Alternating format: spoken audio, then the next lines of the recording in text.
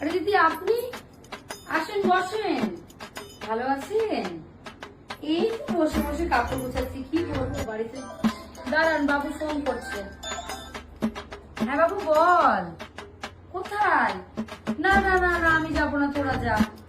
হ্যাঁ হ্যাঁ হ্যাঁ হ্যাঁ, তোরা ঘুরে আয়। ঠিক আছে ঠিক আছে, রাখ।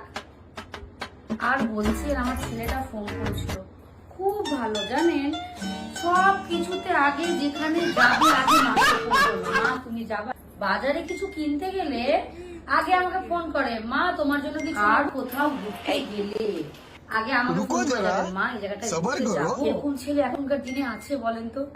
ভেবেই আমার চোখ থেকে না জল চলে আসছে যে এরকম ছেলে কারো ঘরে নেই। আমার ছেলে বাইরে একটা ভালো কাজের সুযোগ পেয়েছে, তো বললাম যা তুই আর বৌমা চলে যা।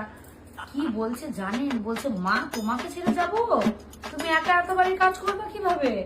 তো বলছে বউকে রেখে যাবো। বলেন তো? আমি বলছি না বাবু, বউকে নিয়ে যা। না না, তোমাকে একা ছেড়ে যাবো না, বউকে রেখেই যাবো। কোন ছেলে কি এখন পাওয়া যায়? খুবই ভালো আমার ছেলে।